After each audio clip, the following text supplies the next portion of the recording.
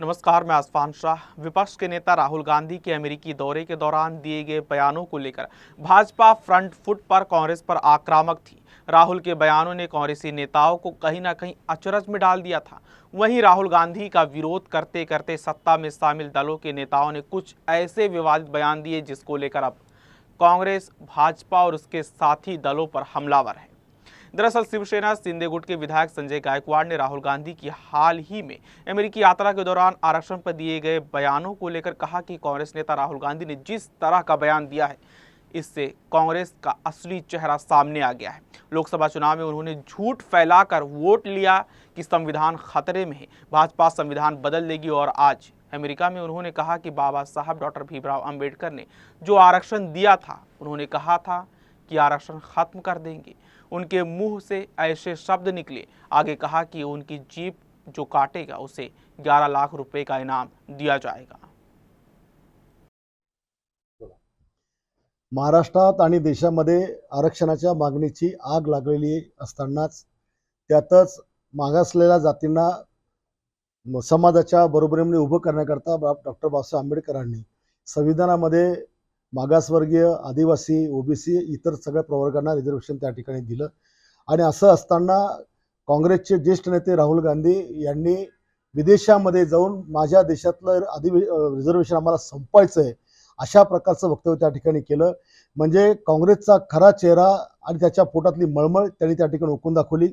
लोकसभेच्या निवडणुकीमध्ये संविधान धोक्यात आहे, संविधानामध्ये हे आपलं आरक्षण संपवणार आहे असा फेक निगेटिव्ह नेरेटिव्ह ठेवून त्यांनी समाजाची मतं घेतली आणि आज ते आरक्षण संपवण्याची भाषा करून आलेत।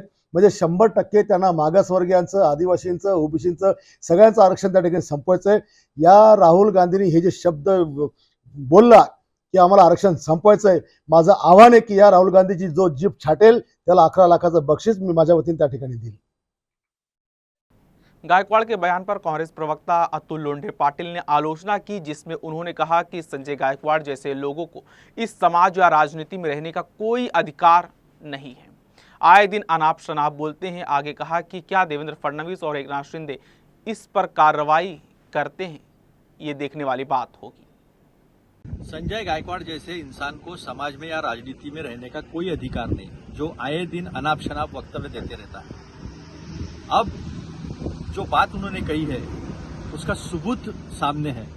देखना यह है कि शिवशाहू फुले अम्बेडकर के महाराष्ट्र में कानून का राज है, लोकशाही है या तालिबानशाही है। क्या उसके ऊपर कार्रवाई देवेंद्र फडणवीस और एकनाथ शिंदे जी करते हैं, ये हमें देखना है। और अगर आरक्षण के बारे में आप इतना गहराई से सोचते हो तो फिर जो राहुल जी ने वायदा किया है, फ्लोर ऑफ द पार्लियामेंट किया है कि 50% की मियाद हटा देंगे हम, तो आप हटा दीजिए।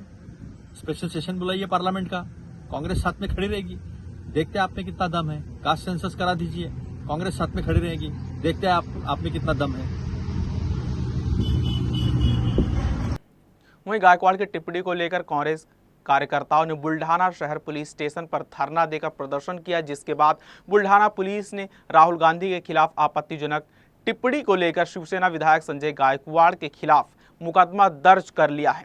एक अधिकारी ने बताया कि गायकवाड़ के खिलाफ भारतीय न्याय संहिता की धारा 351, 2 और अन्य संबंधित धाराओं के तहत मामला दर्ज कर लिया गया है। वहीं शिवसेना विधायक के बयान पर भाजपा प्रदेश अध्यक्ष चंद्रशेखर बावनकुले ने कहा कि वो विधायक के बयान का समर्थन नहीं करते। हालांकि उन्होंने ये भी कहा कि हम ये नहीं भूल सकते कि देश के पहले प्रधानमंत्री जवाहरलाल नेहरू ने आरक्षण का विरोध किया था। साथ ही कहा कि राजीव गांधी ने कहा था कि आरक्षण देना मतलब बेवकूफ़ों का समर्थन करना है। अब राहुल गांधी आरक्षण खत्म करने की बात कर रहे हैं। हे खरं आहे। संजय गायकवाडांच्या म्हणण्याबद्दल मी काही त्यांचं समर्थन करणार नाही, पण पंडित जवाहरलाल नेहरूंनी असं म्हटलं होतं, म्हणजे बाबासाहेब आंबेडकरांनी जेव्हा संविधान दिलं आणि आरक्षण लागू केलं तेव्हा पंडित जवाहरलाल नेहरू असे म्हटले होते की आरक्षण हे विकासाला बाधा आहे।